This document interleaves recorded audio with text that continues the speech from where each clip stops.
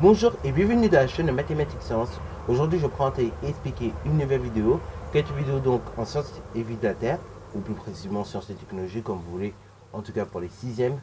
Et dans cette vidéo de sciences et technologies pour les 6e, sur le thème numéro 4, qui est la planète Terre, les êtres vivants dans leur environnement, et bien là, comme le thème l'indique, nous allons parler d'environnement et de paysage. Ok. Voilà. Alors, un paysage, qu'est-ce que c'est? Bah, c'est ceci en fait.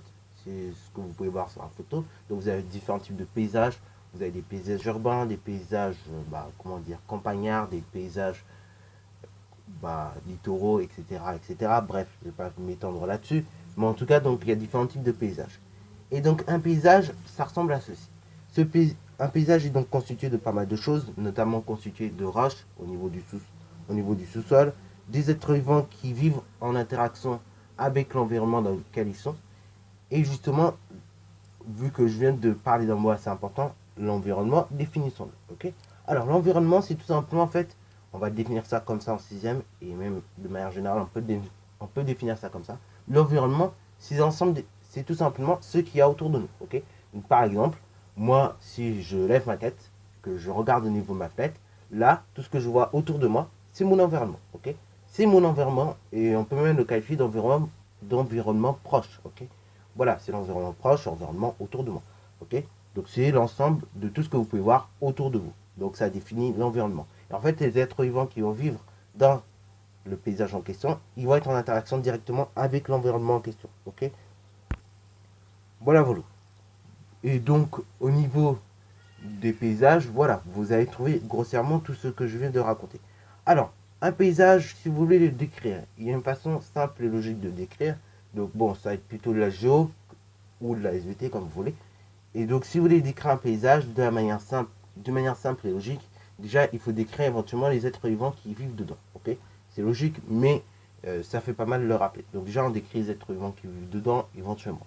Voilà. Si on n'est pas expert de la chose, on peut éliminer ce critère. Mais ça fait quand même partie de la description d'un paysage, éventuellement. Si on voit des êtres vivants ou pas. Si on en voit beaucoup, si on en voit un petit peu, comment ils sont, etc., etc. Les différentes relations qu'il peut y avoir entre ces êtres vivants, etc., etc. Bon, on verra les différentes relations qu'il peut y avoir entre les êtres vivants d'un environnement dans une prochaine vidéo. Ok. Là, c'est pas trop le sujet, donc je vais pas commencer à rentrer dans le détail. En revanche, quand on veut décrire un paysage, on peut également décrire sa végétation. Donc, si c'est une végétation composée de beaucoup d'arbres, de peu d'arbres, si c'est une végétation donc humide, si c'est une végétation plutôt aride, etc., etc. On peut également décrire, comme je vous l'ai dit, du coup, le climat. Le climat, si c'est un climat plutôt désertique, un climat tropical, un climat aride, un climat donc froid. Ok. Alors, désertique, j'aime pas trop ce terme, pour une simple et bonne raison, c'est que on peut avoir des déserts froids et des déserts chauds. Donc, je vais plutôt préférer à dire un climat soit plutôt équatorial ou soit plutôt un climat donc polaire. Ok.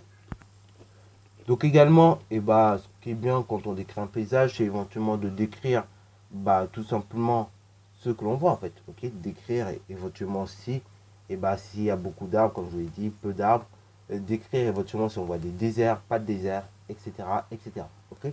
Donc ça c'est pour la description d'un paysage. Ok. Par exemple, si je vous donne ce genre de paysage, donc de la forêt amazonienne, je vous dirais tout bêtement, c'est un paysage qui est plutôt humide, voire sombre. Ok, c'est assez sombre en mine de rien. Voilà. C'est un paysage composé de pas mal d'êtres vivants, tels que des moustiques, des singes, etc., etc.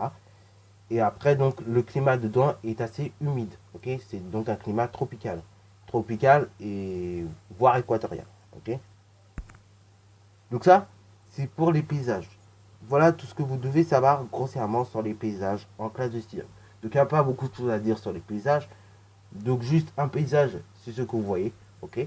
Et donc ce paysage est constitué de roches au niveau du sous-sol, d'êtres vivants qui vont vivre en interaction avec votre environnement. Ok. Donc l'environnement, c'est ce qu'il y a autour de vous, en fait. C'est tout ce que vous voyez. Et au niveau donc des paysages, si vous voulez le décrire, d'abord il faut au moins décrire les êtres vivants, si vous pouvez. Décrire éventuellement donc la végétation, si elle est sèche, aride, humide. Dans le cas de la forêt amazonienne, par exemple, c'est plutôt une végétation humide composée de beaucoup d'arbres. Ok. Voilà. Après, si vous voulez également décrire un paysage, il faut décrire le climat. Et puis voilà, c'est déjà pas mal. Et ça fait très bien, ok, si vous décrivez un paysage comme ceci. Voilà, bon, sur ce, c'est la fin de cette petite vidéo. J'espère qu'elle vous aura vraiment plu. N'hésitez d'ailleurs pas à la liker, commenter et bon instatoire en mathématiques et en sciences.